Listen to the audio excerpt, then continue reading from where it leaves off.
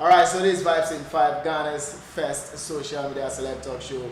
The name Arnold Mensa 11. You can always call me, bro, you see me? Bro, you see me? This show is held down by Plano. Plano, I keep saying, is online marketing platform. Is the safest, the easiest online platform. You can buy whatever you want to buy from, right from home appliances down to your mobile phones, to your shoes, to whatever, even food to eat. You can get the finest and the best restaurants on Plano Customer app. Download the Plano Customer app and make buying easy for you. The good thing is that you can let your family members outside Ghana do the buying, pay from outside Ghana, and then you just go to pick up the item. It's as simple as that.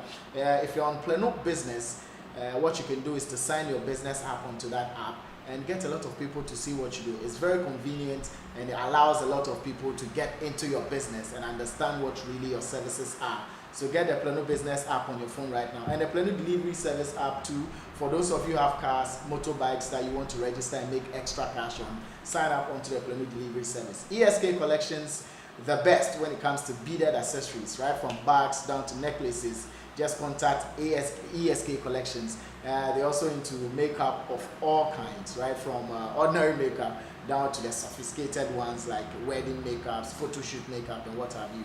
Contact ESK Collections. And lastly, Green Select. Green Select is your glucometer. It is used to test your blood sugar level. So if you have diabetes or you take in a lot of sugar, it is very important that you constantly check your blood sugar content. And Green Select does that for you like magic. The device is 300 Ghana cedis only, and you can be safe by testing your blood. Pregnant women can use it, adults can use it, kids can use it, infants can also use it. So it's one for all. Get your Green Select device now. For some time now, you realize I've been doing a lot of men of God's interview, right? From reverends to bishops. And yeah, I keep asking, people keep asking me, there comes a time for us to do, things like that. It is very important. There is time for everything. And so this time, a lot of men of God have found a platform worthy of, visiting.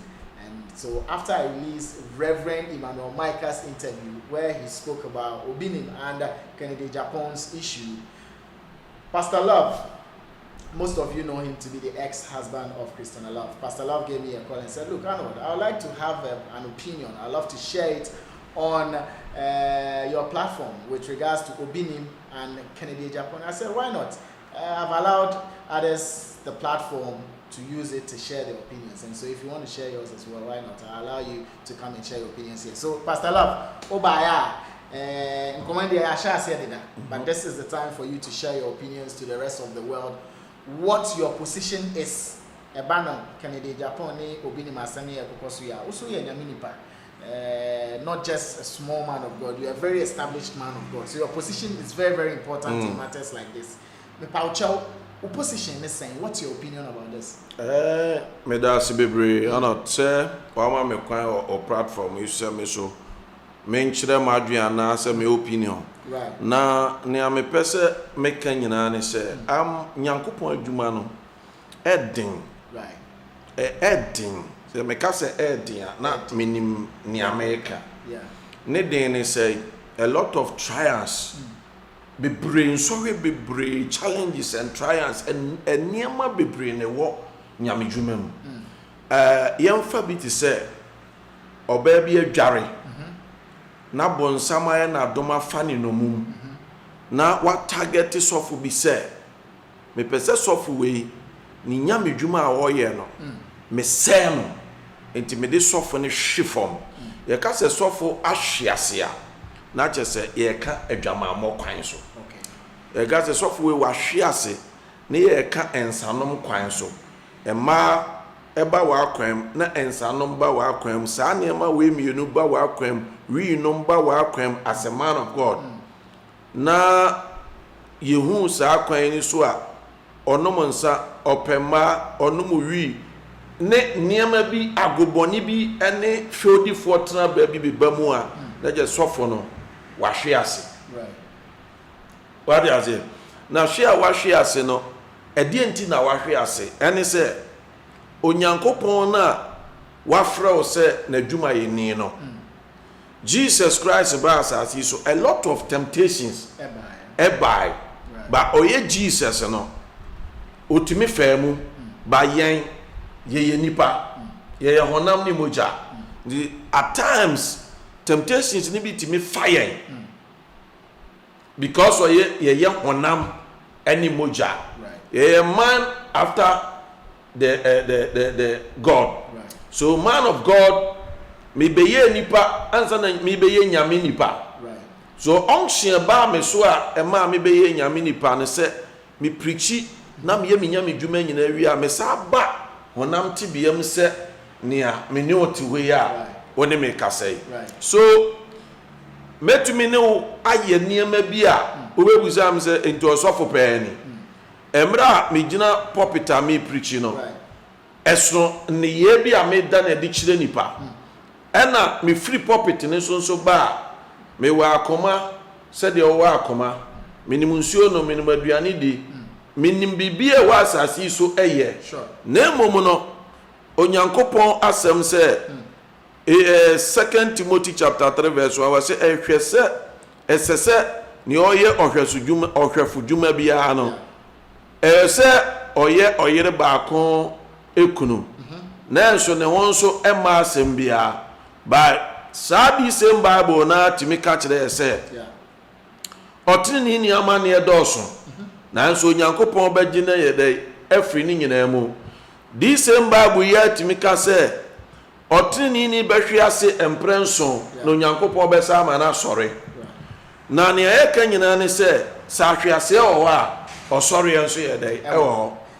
this same Bible ya ka se be vigilant ma wani nya dai ena ho ma wani na ho wo ede ho e won nsam ya mekeke nyina ho nanso wani betimi adawa nanso one day ebi ana asem ba akobi na afao right. And now let's come back to the state of Obini. Nidia na saying na uhuno. Me say ono no yemre. Me pesa me kan asem bi besi. Okay, all right. As baby apeso obusa me no. Okay. Okay. Sir, ye ka so be a man of God. Nyankopon nipa. Eno nkyere se ontumi mfom. Ye ka so be a nyankopon nipa. Ye hwe se Jesus Christ and sorry eba ne so no. Nya no abi na beba ordinary person bi aso. Ye ka so be a man of God that challenges obe face no nya the same thing and about church members so.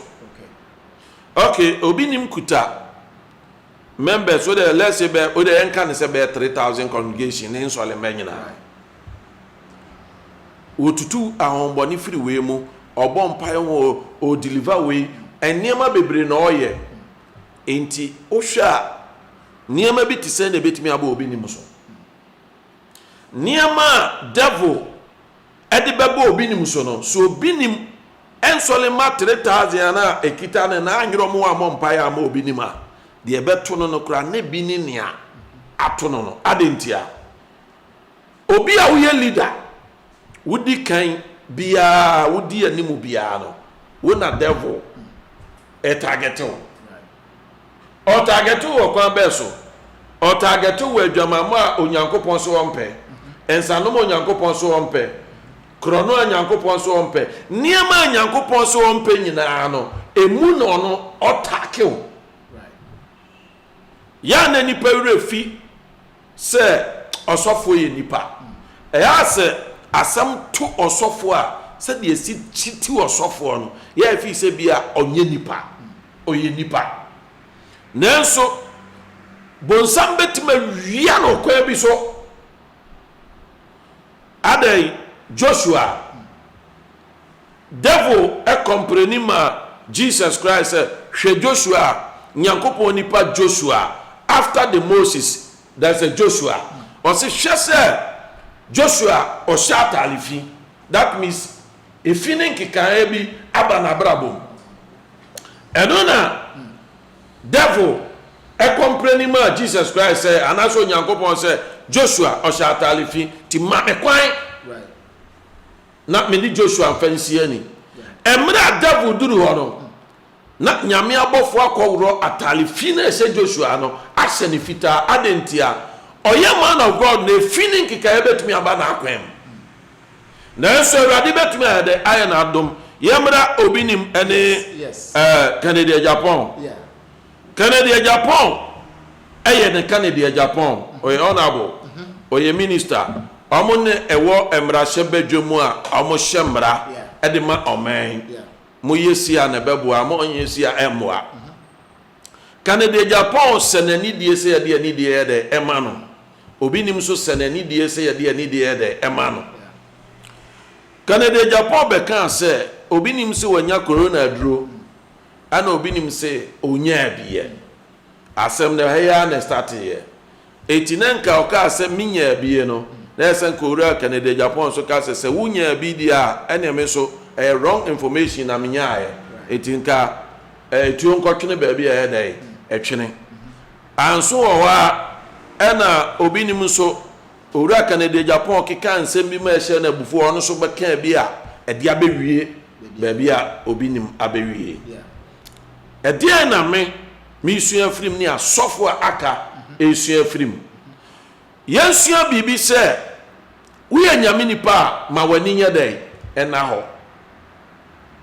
na ɛmasɛm ɛnsasɛm abrabɔ bi a ɛnsɛ ne mfata no yɛmfa kodwo obi nim die yɛ abai entu asɔfo nyinaa fo ɛne adiifo nyinaa fo sɛ obi ama n'ani nyɛ dɛ ɛna hɔ empo asam talking sɛ wo oba bi a wo date no na wo ne na koka sɛ hwɛde aba obi ni ma mesro kawano tumu a anase esia me ka kyerɛ osofo bi a wotie me sɛ hwo efri ema asɛm ho me ka kyerɛ osofo bi a otie me sɛ ontwene ho efri abrabɔbɔ ni bia ho efri sɛ na sɛ sana ne suban so tie sɛ sana ne su tie a kodwo obi nim sɛ sɛ na ne suban ɛte ampa Awurade bɛfa Canada Japan nsɛm a abai so asesa kodwo obi nim wow nti hu ne sɛ nyame na ɛde Canada Japan ɛsesa obi nim is that possible ebetuma possible sɛ ubetuma ayɛ nneɛma biara sɛ menkasɛ te saa o na sɛ te saa ɔno ada ne sumie ne ne kɛtɛ so na ɔdwe hu sɛ ɛte saa ɔma ne ho mara ne ho so na empo ɔhu sɛ onyankopɔn ama na konya kɛseɛ na nyame ayi ɔdɔ so kɛseɛ ayɛ dɛ akyerɛ no ma ne mfa mama ne nka sɛ onyame taa no na ɔde nsɔre wei ɛyɛ dɛ ɛba ne so na mmom ɔmu nsɔre wei anigyeɛ na ɔma ewiase nyinaa hu ne sɛ ɔno kodwo obi nim ɔprufu Canada Japan any the whole world wrong right this is the time ɛsɛ kodwo obi nim prove ne self ɛkyerɛ Canada Japan any the whole world do you think say man so so de ekoso no so man so so otenase ne nsem na yede bɔ no no ebi wom baako wom mienu wom a wanyintum ogitum a once imagine ana ongintum ona obatuma giatum na koma mu sɛ ade we yɛ mfomso a maye awurade fa me bɔ ne gye de ɛkyɛ me na firi wɔ no ɛna obetuma yɛ pure hwɛ sɛ nyame pa ko ɔmma bibia mpie ma abɔnten ba ebi a ogina pulpit a obetuma atwa ahwe awu nyame pɛ so ɔyɛ saa ɔbɛyɛ obetumi ayɛ ne saa ba so nyame so dɔ ɔso nyame dɔ obi a omunani wu ne mfomso so sɛ nyankopɔn dɔ obi a nyame mu nani emfa nwu nipa ne mfomso so na emom onyame bie ne mfomso so na wama enipa sopaw na enipa gu ho fi na wani ayɛdɛ aba ho so na ma wagina ye wei yɛfrɛ no onyame dɔ nti de ekoso yi the love of God nyankopɔn dɔ no ebi no sɛ me pastor love me to we me yadeɛ bi wɔ sumase a ɛnyɛ ne nyame ɛnam obi so ɛbɔ me kwaadu a mɛyɛ study na mɛma m'ani so ayɛdɛ ada hɔ nti we ne ma obi ni mfa ne second time no ana ma ne mfa ne saa ɔmfa ne sɛ na me sɛ wɔtenase na ohun sɛ kwaadu a yɛde buburo mi baako ana mienu miensa deɛ ɛyɛ no kra me nua ne mfa ne sɛ ne nyinaa yɛ no korɛ na mmom no all stand firm no man ani nya dɛn ɛna hɔ ɛwɔ ɛma asɛm mu obi di na adeɛ brɛ sɛ fato hɔ obi si say obi si Jimmy Gold to obi si Jimmy Diamond to obi si all stay away from saa nneɛma wei nyinaa o na ɔma n'ani nyɛ dɛn ɛna hɔ na wɔnyɛ ne nyame dwuma sɛ nyame dwuma no ɛna wɔnyɛ ne yie a ɔnhyɛ aseɛ sɛ ɔyɛ dɛn ɔyɛ ne yie na Awurade nyaa no na ne nsɔfo nketenkete na sɛbi ɔne ɔmo ho kanfoɔ ɛnya bibiɛ no ɔne ɔmo nkasa ɔmpa ɔmo kyɛ ɔma no obi a wafom no bia no ɔnkɔ na ɔne ne nkɔ yɛ peace ana ɔngya no mebɔ ne nyinaa tɔfa sɛ ɔtena se na ɔda ne mpa so na ɔhunu sɛ nsɛm a ɛkɔ so no baako mmienu mmiɛnsa wɔ mu a ɔmfa sɛ ne nyinaa na ɔma n'ani nyɛ dɛn ɛna hɔ na ɔnka sɛ mekɔdwe obi nim menyɛ nipa bɔne na Awurade na mayɛ dɛn mayɛ ne bɔne ɔnstarting the fasting and prayers na ɔne nyame nyɛ dɛn ɛnkasa na Awurade de kyɛ na nipa nyinaa de ayɛ dɛn akyɛ no ɔsɛ the voice of people is the voice of God nipa nyinaa kasa na yɛka na ɛyɛ ana ɛyɛ nyame timi fɛ nipa mu so yɛ dɛn ɛkasa ebi bɛ defend o ebi defend o ebi bɛ yɛ sei ba sɛ ɔtena se na hu sɛ ɛnokora na papa yi ka kyerɛ me a me saa na meteɛ wo ne me ka asɛm na mehu sɛ asɛm a woka ne ɛnokora ɛntɛm ara megye tom makoma mu madwenem sɛ adeɛ wei a nipa yi ɛka kyerɛ me ɛnokora ɛneɛ ma mente makwan ho na mmɛyɛ a yɛde ɔmomfo ne ato abɔnten sɛbi ebi mu wɔ boyfriends ebi a ebi nso aware a yɛnim ne nneɛma what do you think is happening to them now ma yɛde ɔmo pictures abɛgu abɔnten ka ɛnyɛ ne kwan sɛbi a ɔna abɔ de obi picture bɛba abɛto abɔnten na mmom no akɔyɛ sɛ kukuru ni gyae a kakeka nso bɛgya bibi na ma ɛkɔ faa so ɛma pictures yi nyinaa dɛ abɛpie so enti ni nyinaa no aba ne saa yɛ dɛ awie yɛka ne sɛ ɔna abɔ ne pɛ evidence ɔpɛ so obi ahunu sɛ me wo proof me wo say ɛna ama wei nyinaa yɛ dɛ aba yɛhwɛ mma a ɔmo ne asɔfoɔ ɛtwe mpena ɔsɔfoɔ ɛyɛ nipa waka kyerɛ sɛ awura mepɛ wo mpo wowɔ kwan sɛ ɔka kyerɛ sɛ woyɛ nyame nipa mempɛw nyame nipa ne feelings ana wowɔ kwan 100% sɛ ɔka sɛ me ne nyame nipa ntimi ntwe mpena ɛfiri sɛ menim sɛ ɔyɛ nyame nipa na sɛ nyame nipa ne wareyɛ ne nyinaa mu no mpratwe no nyɛ dɛn ɛnyɛ because yɛka sɛ obi yɛ nyame nipa a ne nyame nsa wɔ ne so na wo ne kɔbu saa bra no a there is a judgment atemmuo wɔ hɔ ɛma particular tena saa neɛ na ɛyɛ dɛn ɛkɔ so no wo ɔbaa no ama ho kwan ama devil ayusu against saa pastor no ama wahye ase wate aseɛ obi betumi ase ɔbaa pɛ sɛ meyɛ nyame nipa ɔso me de me so yɛ nyame nipa so nyɛ nyame me de nyɛ me mfa me ho obi so bɛka kyerɛ sɛ me woyɛ nyame nipa me de me nyɛ saa enya no me wo nyame anim obi tumi dwale kɔ asɔre mpo dress sɛ de ɛbɛyɛ a ɔsɔfoɔ ɛbɛte atɔ obi atiri mu pɔ ɛne sɛ asɔre a mekɔi mekɔyaa pɛ sɔfoɔ yi koraa ɛne nada ɛwɔ hɔ saa na ɔmo nyinaa yɛ evil ɔmo yɛ abonsamfoɔ nti mmɛyɛ a ɔmo ne obi nim atwitwitwitwe mpena yi ɔmo yɛ evil sɛ yɛ nokorɛ sɛ ade na ɔnyɛ evil nya wo so na ɛnam a problem yi nyinaa ɔhaw yi nyinaa ne animguaseɛ nyinaa ba sɛ sɔfo ka a enti sɔfo ka sɛ mepɛw a woso woni kwan sɛ ɔka sɛ mempɛw woso wɔ kwan sɛ woka sɛ mempɛw ɔbɛtumi akyekyere wo ɔntumi nkyekyere wo bɛsikani berɛ ɛne sɛ ɔmo mpɛ adwuma ne yɛpɛ cars akɛseɛ atena mu nti asɔfoɔ mpena twe nko a na ɔmopɛ na asɔfoɔ sɛ ɔbaa ampene asɔfoɔ bɛyɛ dan ware sɛ ɔbaa ampene sɛ mene sɔfo kɔtwe mpena na sɔfo deɛ ohu ɔbaa sɛ ɔbɔ ne ho mpaeɛ me ex-wife mene ne hyiae mene na nada kɔpem sɛ me ware no but before we share no na wo ne ɔbaa bi ada na me ɛne deɛ sɛ na menni nyame dwuma mu okay ɛne deɛ menni nyame dwuma mu but woba nyame dwuma me ba nyame dwuma mu no mene ɔbaa bi a na kɔpem sɛ me ware I swear heaven and earth for how many years oh me di sɔfo me yɛ nyame dwuma bɛ 5-6 years ansa na me bɛ ware yes 5-6 years no yes wo ne ɔbaa bi ana ɔbaa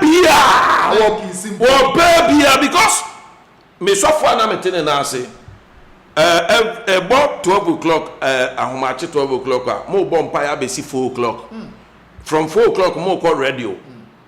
What pressure your palm on say pressure a day. Esi so. Umponi time umpo because yasise this say more year fasting say more year 3 months. Ebia from January. Nancy me started fasting from January. Me March. Says to March. I am part of me. Obi obey me be say papa we.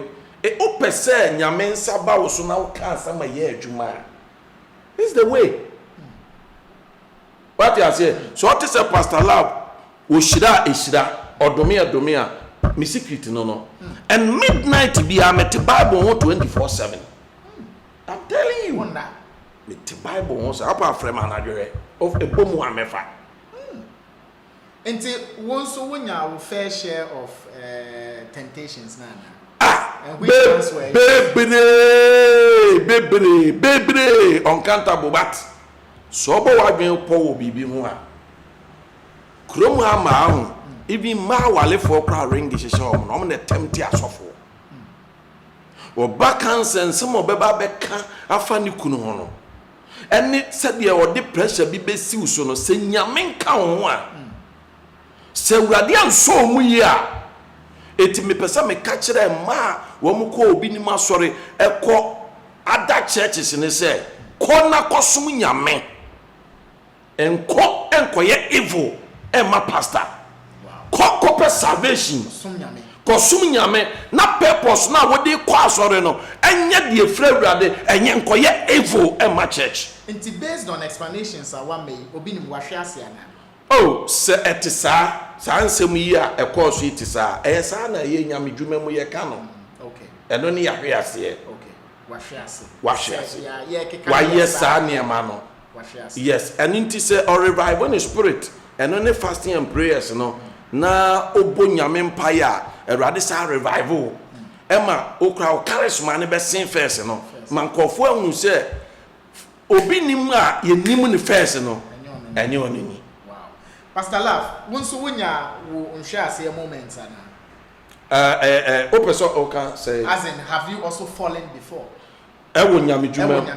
No, on say me catch that was say. Me fa nyame adwuma e de to me ho so. Baby e tete me no. Ene sa ahwe ase no enko. Because unim se wo ya wadwen say abrabo na wo bo Kristo me obi ahwe Moses. Joseph, David, well, coffee American. David, oba ne kura nyama e no na ono a twe ne kon a dey akọhwe oni ahoden e wo saa kwan ne so by Joseph obedwane agya ho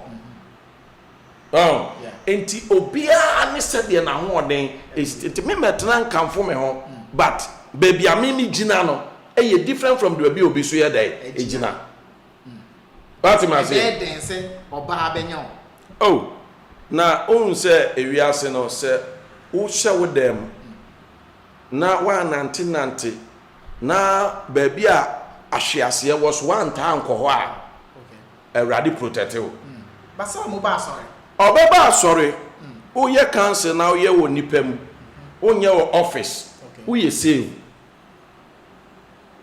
so wo ye cancel ta share office ye cancel problem bit my day ato by ye no asore nipa peten mu asofo atwa wan hye obi a your cancel no ho oni problem ana obi ni mu no congregation okuta no nya bi na mekita right what you say enti ne pressure no eson pressure wo obi ni mu so no eson na make say devil betuma fa kwan bia so ane obi ni manya akana ya dai ato form na nso oteni ni ama ne dɔɔso Awurade beyi na ya dai afiri ni nyina wow me always me gina baby anipa ahwe ase baby anipa ahwe ase me support say enipa nyina bɛkɔ afa akoka se obi ni ye devil obi ni ye nipa bonini obi nyasa na me gina baby Jesus Christ ejina baby Yesu gina ne se na oba bi a wagba adwaman ye de ne ba Yesu anim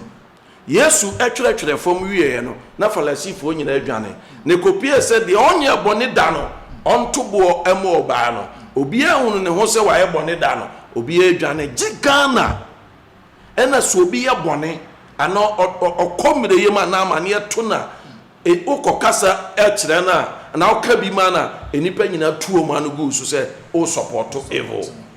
Wow, Pastor Love, wakasa. I mean, he said a lot. He's stated his position clearly on Obinin versus Kennedy Japan's issue. I mean, yes, if you realize that quite a number of men of God come on the platform to talk about this particular issue, do not be alarmed. It is a boiling issue. It is an issue that people are very much interested in. And we need to hear several men of God's opinion on it, because he's one of their own. Internet said,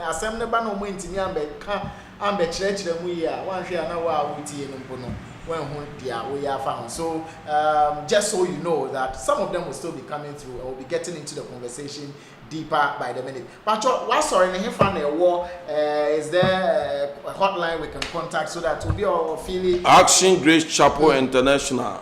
Action Grace Chapel International. God is action. God is action.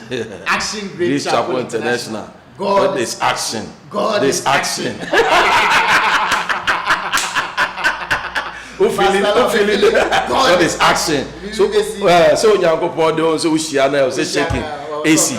And you know obetumi ahwehwe me o Mala Market opposite wa. Na me number 05077043599. 05077043599. WhatsApp. Right. With me, I WhatsApp me all the time. Right. Me Pastor Love. Pastor Love, thank you very much for coming through. I really appreciate your presence.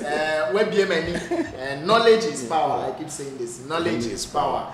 When in knowledge, you are doomed. So always seek for knowledge. It didn't say good knowledge or bad knowledge. It said knowledge. So seek knowledge and you'll be powerful. My name is Arnold Mensah. You can always call me